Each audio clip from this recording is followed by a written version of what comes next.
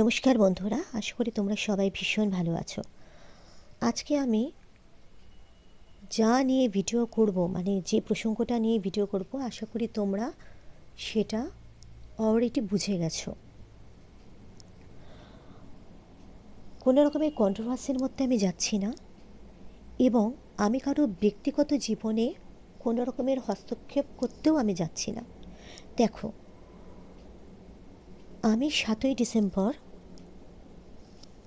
আমার ব্লগে তার নাম না দিয়ে, তার নাম না করে একটা ভিডিও আমি ছেড়েছিলাম,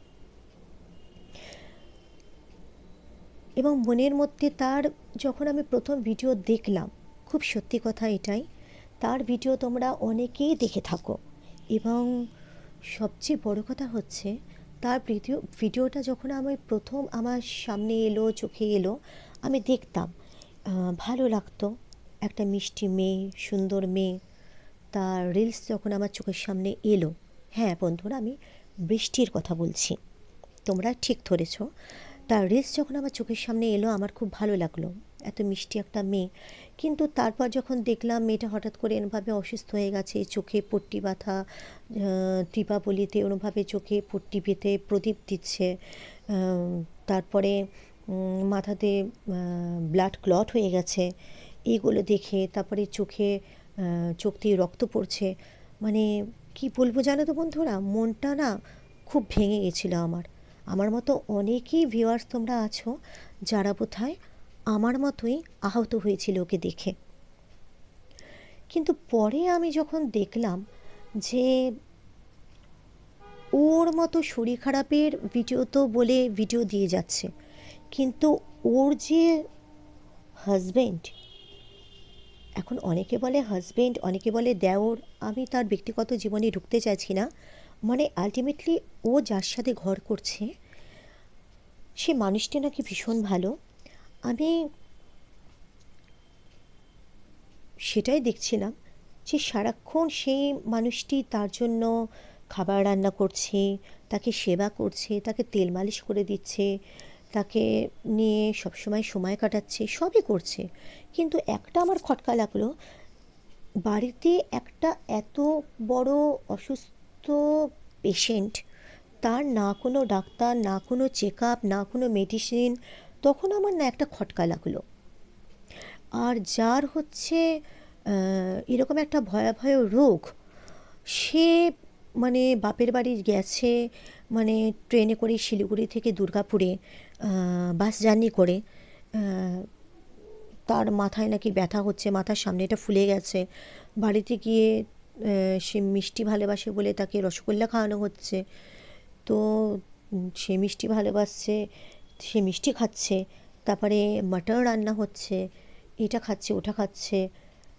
হ্যাঁ, সে খেতেই পারে, কিন্তু যে রোগের দিকে সে ইঙ্গিত করছিল, এবং সে তো এখন পরপর দুটো ভিডিও মানে প্রায় ডিক্লেয়ার করেই দিল যে ক্যান্সার নামে ব্যাপারটা।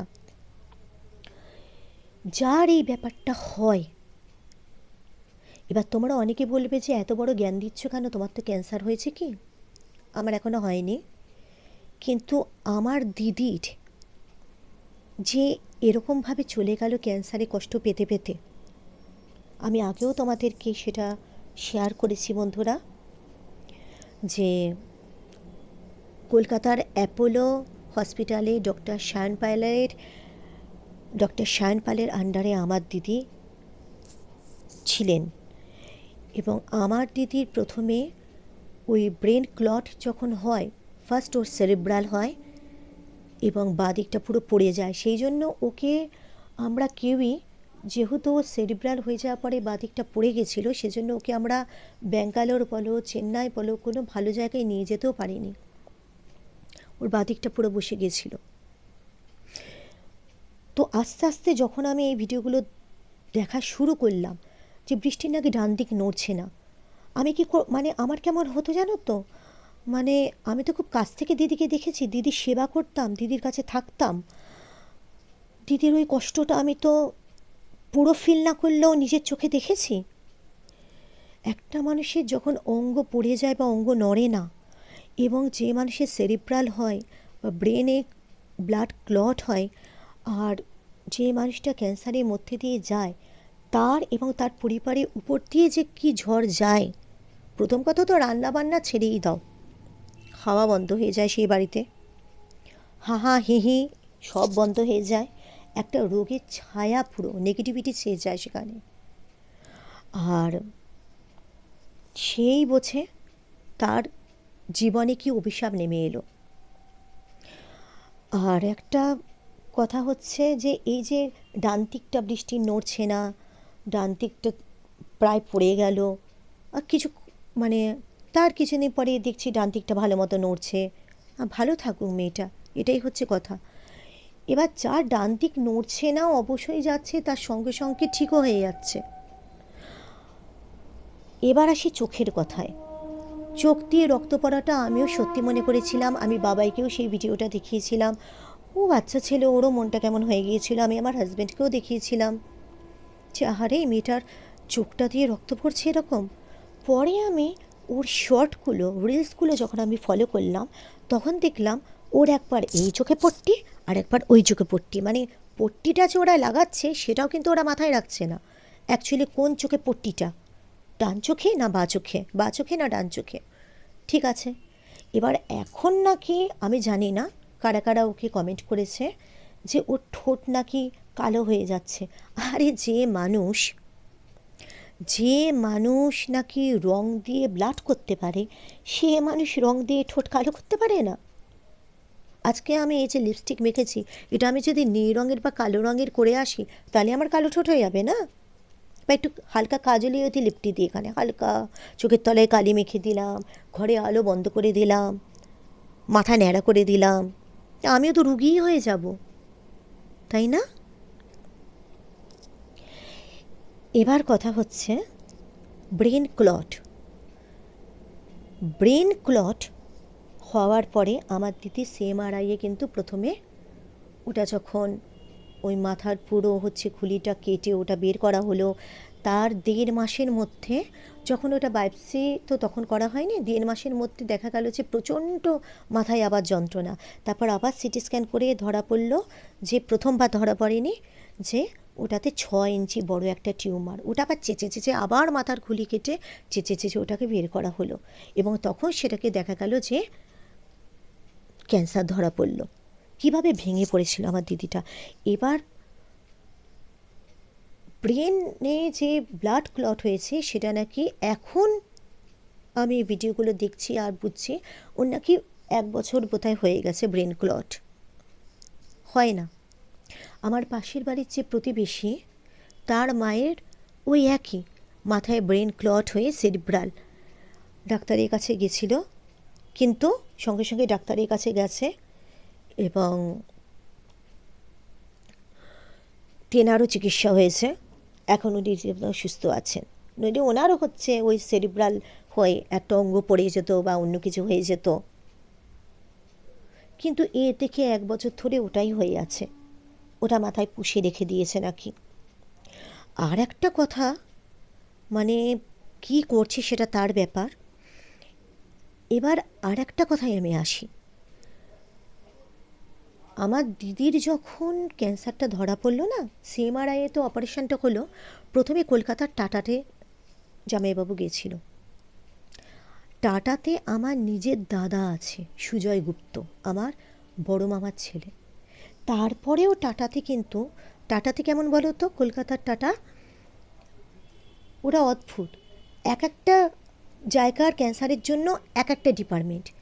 তারা নিতে চাইলো না, বললো যে অপারেশনটা অন্য জায়গায় করা হয়েছে কেন। কম জায়গা আমার জামাইবাবু দৌড়েছে, তারপর অবশেষে অ্যাপোলোতে গেল। এবার অ্যাপোলোতে ভালো ডাক্তার পাওয়া গেল, সেখানেই হচ্ছে দিদির ট্রিটমেন্ট শুরু হলো, রেডিয়েশন হলো, কেমো হলো। এবার যখন এত ভালো জায়গায় ট্রিটমেন্ট শুরু হলো, সেই জায়গা থেকে কেউ আর লোকাল ডাক্তার কেউ দেখে আয়। হ্যাঁ, আমার দিদির পরে অ্যাপোলোর ট্রিটমেন্ট চলছিল, তার সাথে সাথে একটা হোমিওপ্যাথি করছিল, যদি ভালো হয়। ওই বলে না, বিশ্বাসে মিলায় বস্তু তর্কে বহুদূর। তবে এটা বলে রাখি, বৃষ্টির ভিডিওতে দেখলাম চেন্নাইয়ের ডাক্তার নাকি ওকে আমলকি রস খেতে বলেছে। আরে ভাই, কোনো আয়ুর্বেদিক ডাক্তার আছে নাকি ও? কোনো অ্যালোপ্যাথি এরকম ডাক্তার তোমায় আমলকি রস টস কিছু খেতে বলবে না। আর কি যেন কি বলছিল, বোধহয় হিন্দিতেই কথা বলছিল। কেন, হিন্দি ভাষাটা কেমন তুমি জানো না? নাকি তখনও তুমি অজ্ঞান হয়েছিলে, কিছুই জানো না, সবই ওই তোমার মিস্টার প্রীতমই শুনেছিল, উনিই সব কিছু জানেন। আর সবচেয়ে বড় কথা, আমি তো দিদির দেখভাল করতাম, দিদির খাওয়া দাওয়া থেকে আরম্ভ করে এগুলো সব আমিই দেখতাম। এই যে আমলকি রস ডিপ ফ্রিজে ওই সিলিকন কোথায় আইস কিউবের যে ওই ট্রেগুলোতে রাখছে, তারপর গরম জল দিচ্ছে। সবচেয়ে বড় কথা হচ্ছে এটাই, ফ্রিজের জিনিস খাওয়াই বারণ ছিল, বাসি জিনিস খাওয়া বারণ ছিল। আর ফ্রিজে একবার যদি তুমি কোনো তরকারি ঢুকিয়ে দিচ্ছ বা কিছু ঢুকিয়ে দিচ্ছ, ব্যাস সেটা আর দিদিকে দেওয়া যাবে না, ডাক্তার বলে দিয়েছিল। ফ্রিজের জিনিস টোটালি বন্ধ। আর সেখানে সে আমলকি রস সেই তোমার সিলিকন আইস টিউব ট্রে থেকে বের করে করে টুক টুক টুক টুক করে সে গ্লাসের মধ্যে ফেলে ফেলে গরম জল দিয়ে খাচ্ছে, সবাই খাচ্ছে, আর আমাদেরও দেখাচ্ছে, আর আমরাও দেখছি। আর তার ভালোবাসার ভিউয়ার্সরা বলছে, বৃষ্টি তুমি খুব তাড়াতাড়ি সুস্থ হয়ে যাবে। আরে ও তো সুস্থই আছে, সুস্থই আছে ও। আর মিষ্টি, তার জন্য পেস্ট্রি আনা হচ্ছে। অ্যাকচুয়ালি যাদের ক্যান্সার হয়, যাদের এই টাইপের রোগ হয়, মিষ্টি পুরো বারণ। কেননা মিষ্টি হচ্ছে, দিদিকে ডাক্তার বলে দিয়েছিলেন, মিষ্টি ক্যান্সারের সেল বাড়ায়। আমার দিদি ভীষণ মিষ্টি পছন্দ করতো, ভীষণ মারাত্মক। তাই সুগার ফ্রি দিয়ে আমার দিদিকে ক্ষীর খাওয়ানো হতো। দিদি খেতে পারতো না, ওই 1 চামচ। তারপরেও দিদির মারাত্মক ব্যথা বাড়ত, মানে যখনই খেত যন্ত্রণাতে ছটফট করতো। মিষ্টি হচ্ছে বিষ, ক্যান্সারের সেল বাড়িয়ে দেয়। সেখানে তার মানে যার সাথে সে ঘর করছে, তার সেই ভালোবাসার মানুষ তাকে পেস্ট্রি এনে খাওয়াচ্ছে, সেও খাচ্ছে। তার মায়ের কাছে গিয়েও সে রসগোল্লা খাচ্ছে। মাটন বন্ধ, হ্যাঁ প্রোটিন খেতে বলতো দিদিকে, কিন্তু ডিমের সাদাটা, যেহেতু তার সেরিব্রাল হয়ে গিয়েছিল আর কুসুমটা দিদির বাচ্ছিল, মাটন তো একদম নৈবচ। চিকেনের স্টু বলেছিল, কষিয়ে রান্না নয়, একদম তেল মশলা ছাড়া। দিদি তো ঝাল এমনিও কোনো দিনও খেতে পারতো না আমার দিদি, তেল মশলা ছাড়া ছাড়া একদম লাইট রান্না বলেছিল, প্রোটিন। কিন্তু দিদি মাংসেও খেতে পারতো না, মানে স্টুটার গন্ধ সহ্য করতে পারতো না।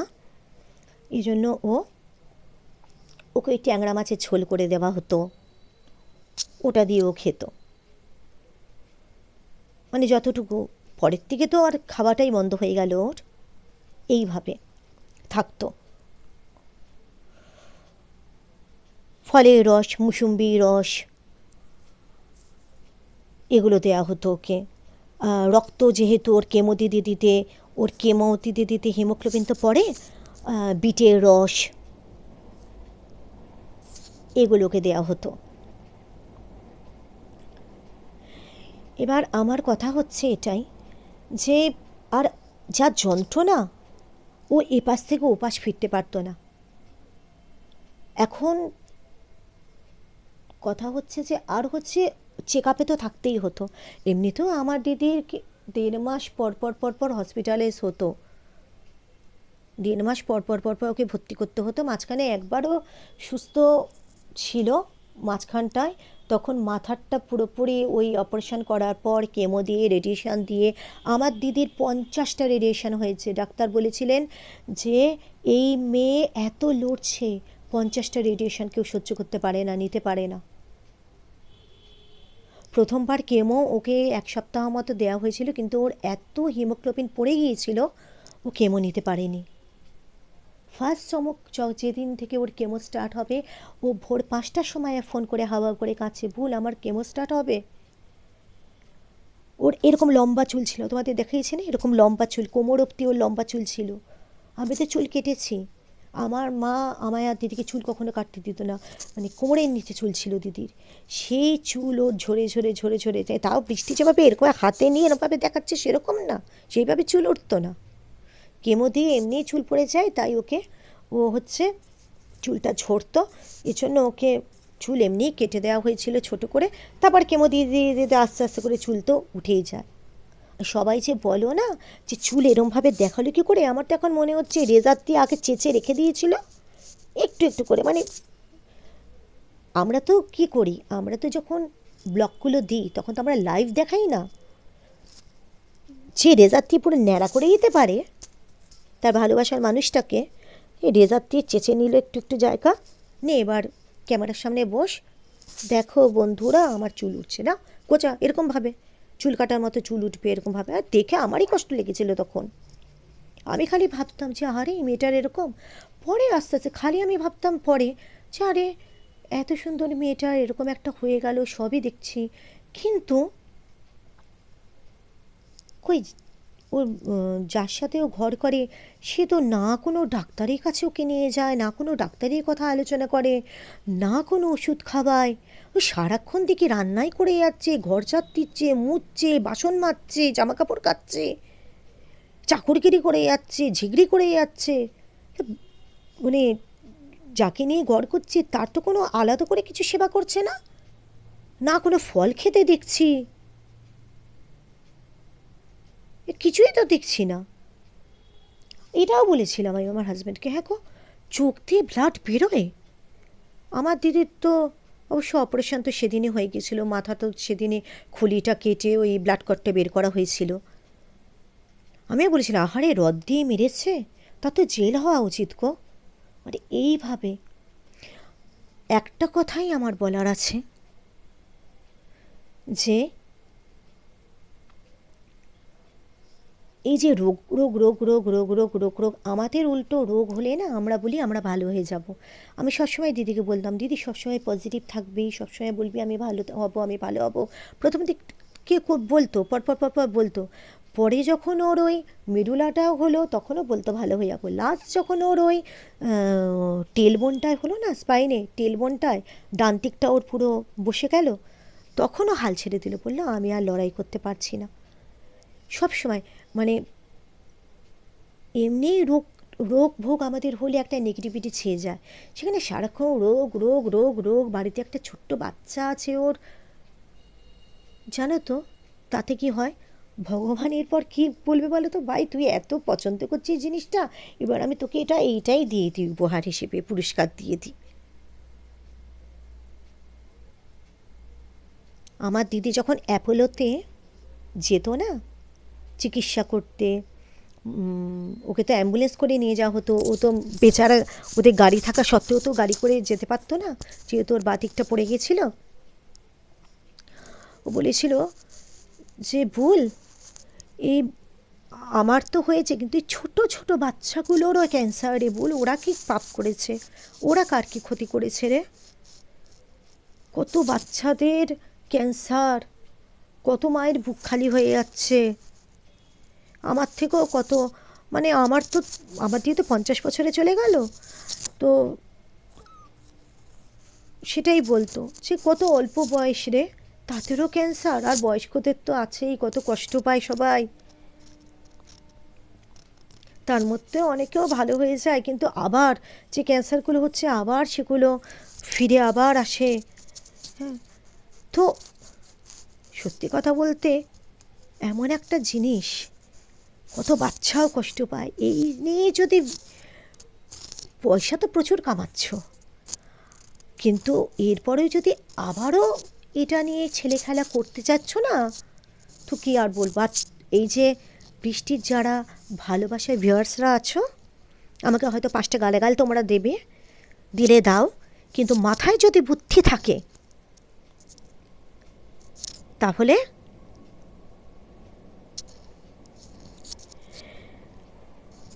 ওর ভিডিওতে তোমরা আহাউ করবে না, আর এই ন্যাকা ন্যাকা ডায়লগ করলে দেবে না, ভগবান তোমার ভালো করুক, শ্রীকৃষ্ণ ব্লেসিং দিক, বড় মাকে তোমার জন্য বলেছি, কত ক্যান্সার পেশেন্ট আছে, শুধু তাই আমাদের যে এই ওয়াইটিতে আমাদের ইউটিউবে কত রকমের কত ক্যান্সার বন্ধুরা আছে বলো তো, তাদেরকে সাহায্য করো, তাদের জন্য তোমরা লড়াই করো, তাদের হয়ে তাদেরকে এগিয়ে দেওয়ার চেষ্টা করো তোমরা। একটা ঠকবাজ, আমি তাই বলবো, আমাকে যদি বলো ওর যদি বুকের পাটা থাকে, ও সামনে এসে, ওকে ডাক্তারের নাম ওর মনে নেই না, উচ্চারণ করতে পারছে না, তো দা করছে, হ্যাঁ, তারপর বলছে মনে হয় হিন্দিতেই বলেছিল কথা। হ্যাঁ, তোমরা কি শিক্ষিত নও? তোমরা কি ঘাসে মুখ দিয়ে চলো? তোমরা কি ভেড়ার জাত? ও বলছে তারপরে বৃষ্টি তোমার ভালো হবে, বৃষ্টি তুমি ভালো হয়ে যাবে। হ্যাঁ, আর ভালো মানুষকে তোরা কি ভালো করবি? এবার ওর খারাপ হবে। ও এখন ইমোশন নিয়ে খেলছে না সবার? আমি বলতাম না, সবাই ওর ব্যক্তিগত জীবন নিয়ে বলেছে, ও কোন দেওরকে নিয়ে ভাগে এসেছে না ভাসুরকে নিয়ে ভেগে এসেছে, না ও 3টে বিয়ে না 5টা বিয়ে জানি না, ও 50টা ছেলেকে নিয়ে ভাগতে পারে, ও 100 ছেলেকে বিয়ে করতে পারে, ডোন্ট বদার, সেই নিয়ে আমার কিচ্ছু যায় আসে না, সেটা তার পার্সোনাল লাইফ, আমি সেটা নিয়ে একটা কথাও বলবো না। সেটা নিয়েও অনেকে অনেক কথা বলছে, সেটা নিয়েও অনেক কন্ট্রোভার্সির ভিডিও বন্ধুরা করছে, সেটা তাদের ব্যাপার, তারা করছে। কিন্তু যবে থেকে আমার দিদিকে আমি যেভাবে কষ্ট পেতে দেখেছি, আমার দিদি এমনি বেডে শুতে পারতো না, হসপিটালে বেড ভাড়া করে আমার জামাইবাবু ঘরের মধ্যে এনেছিল, সেই বেডে আমার দিদিকে শোয়াতে হতো, আর আমি সামনের বেডে বসে থাকতে পারতাম না, আমার দিদিকে দেখতে পারতাম না, সাইডে সরে গিয়ে আমি কাঁদতাম। আর সেই ক্যান্সার নিয়ে, ওই ইমোশন নিয়ে ও মানুষের খেলছে, এর বিচার তো হতেই হবে। আর যদি সত্যিকারের তোর ক্যান্সার হয় বৃষ্টি, তাহলে তুই শয্যাগত হ, শয্যা নে, তুই এ খুন্তি নাড়িয়ে রান্না দেখাস না, ফুলের বাগানে গান গাস না। আর যেসব ভিউয়ার্সরা তো ওকে এখনও তোমরা প্রশ্রয় দিয়ে যাচ্ছ, ভালো ভালো কথা বলছো, আর বৃষ্টির এগেনস্টে যারা কিছু বলছে তাদেরকে গালাগাল দিচ্ছ, তাদেরকে আমি কিছু সাপান্তর করতে চাইছি না, তাতে তাহলে বোঝা উচিত ক্যান্সার জিনিসটা কি।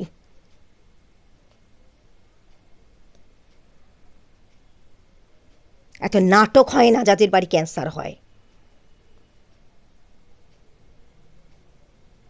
রাতের ঘুম উড়ে যায়, আয়া ঘুমিয়ে পড়তো, সারা রাত ধরে আমি দিদির পা টিপতাম, গা টিপতাম, অসহ্য যন্ত্রণা, চিৎকার করতো। ওর বর এসে গোলাপ ফুলটাও গুছতো না হাতে।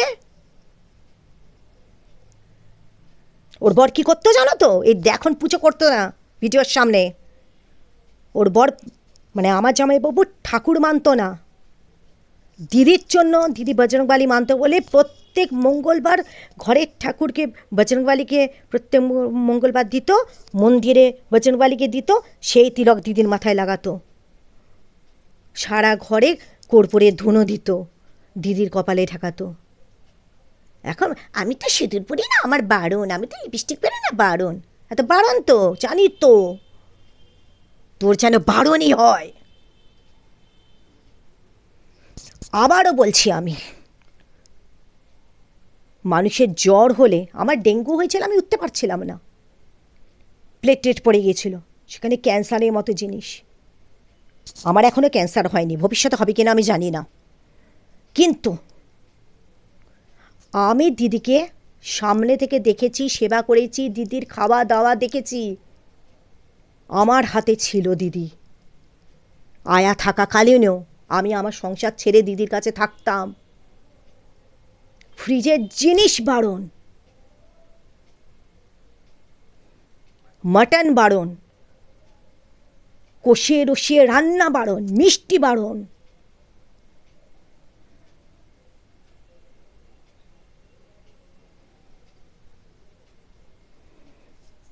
আর একটা কথা, চেন্নাইয়ের মতো, অ্যাপোলোর মতো অ্যাপোলোর মতো বড় জায়গা, শুধু চেন্নাই বলো কলকাতা বলো, এই কোন ওখানকার ডাক্তাররা অনলাইন তোর সাথে কথা বলে রে? হ্যাঁ, দেখা তো দেখি। আমার দিদি পঙ্গু হয়ে গেছিল, বা পাশটা পড়ে গেছিল, অনলাইনে চিকিৎসা করতে পারতো নাকি? যদি অনলাইনে হতো চিকিৎসা জামাইবাবু, ওই মানুষটাকে, পঙ্গু মানুষটাকে ঠেঙিয়ে ঠেঙিয়ে মানে অ্যাম্বুলেন্সে করে নিয়ে যেত, রেডিয়েশন দিত, আবার অ্যাম্বুলেন্সে করে নিয়ে আসতো, যার মাথা এরমভাবে দুবার একই জায়গায় কাটা পুরোটা। কিরে, কোন ডাক্তার অনলাইনে তোর চিকিৎসা করে রে? আবারও বলছি, ক্যান্সার নিয়ে যদি তুই, তোর বিচার তো ভগবান করবে। এর থেকে বেশি কিছু বলতে পারছি না, এমনি আমি হাই প্রেশারে রুগী। কেন আমি আজকে বাধ্য হলাম এখানে আসতে। এই ভণ্ডটাকে কিন্তু তোমরা বেশি আর এগোতে সাহায্য করো না।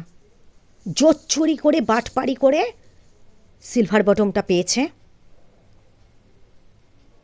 আর একে টাকা পয়সা রোজগার করার সুযোগ তোমরা দিও না, তাহলে তোমরা মাঠে মারা যাবে।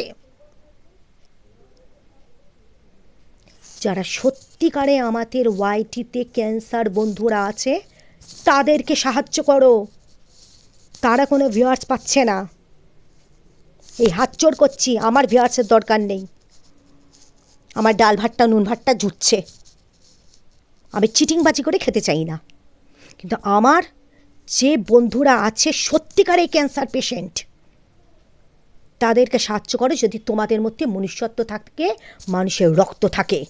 আর এরপরেও যদি বৃষ্টিকে তোমরা সাহায্য করেছো তো তোমাদের মধ্যে মনুষ্যত্ব নেই, ওর মতো তোমরাও চিটিংবাজ।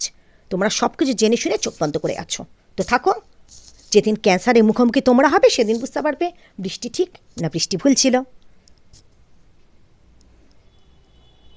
আজ এখানে আসছি, আমার দিদির কষ্টগুলো যখন নাটকগুলো করে না, আমার দিদির কষ্টগুলো আমার চোখের সামনে ভাসে। ওই মানুষটা বাঁচতে চেয়েছিল,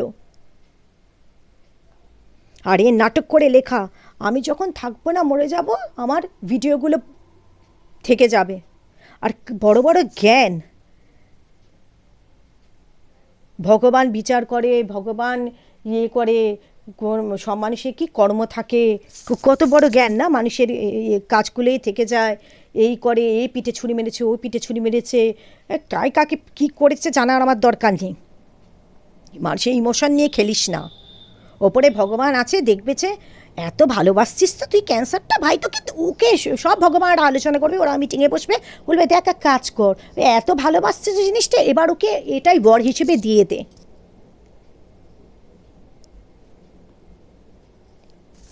শিক্ষিত মেয়ে যদি হোস, তার জন্য তো অফিসে বসে চাকরি করার দরকার নেই, অন্য কিছু করে রোজগার কর না। বেরিয়ে আয়, যে নাটকটায় নেমেছিস বেরিয়ে আয়।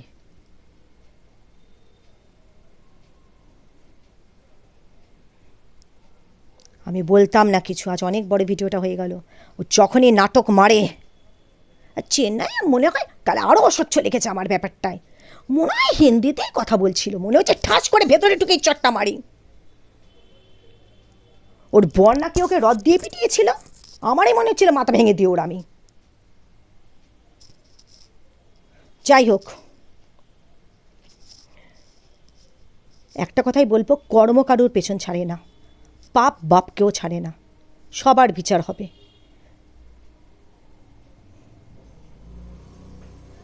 আজ এখানে আসছি, তোমরা সবাই ভালো থেকো।